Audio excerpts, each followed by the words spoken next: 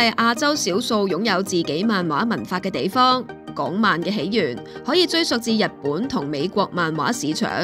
60年代嗰陣，市面上流行嘅漫畫大多數係由外地嘅漫畫改編，或者抄襲原著人物重新創作。唔少香港漫畫家從中學得美國漫畫嘅分鏡構圖，以及日本漫畫繪畫人物嘅風格。不過當時亦有本土製作嘅漫畫跑出，例如王澤創作嘅《老夫子》就係當中嘅代表。《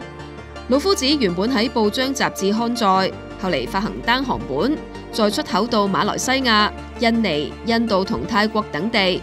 風頭一時無兩。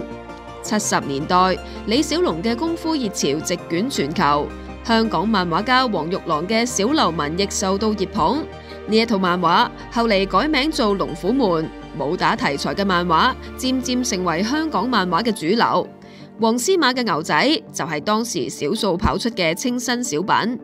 提到香港漫畫，不得不提馬榮成嘅《中華英雄》，佢曾經創下一期銷售20萬本嘅佳績，可謂前無古人。80年代係香港漫畫嘅黃金時代，當年香港漫畫讀者一度達到50萬人，係年輕人嘅主要娛樂之一。踏入90年代，牛佬嘅古惑仔、劉雲傑嘅百分百感覺，仲有謝立文同麥嘉碧嘅麥麥等多本漫畫崛起。呢一啲漫畫部分更被翻拍成電影同電視劇，影響住大家嘅語言、衣着等日常生活習慣，對香港流行文化影響深遠。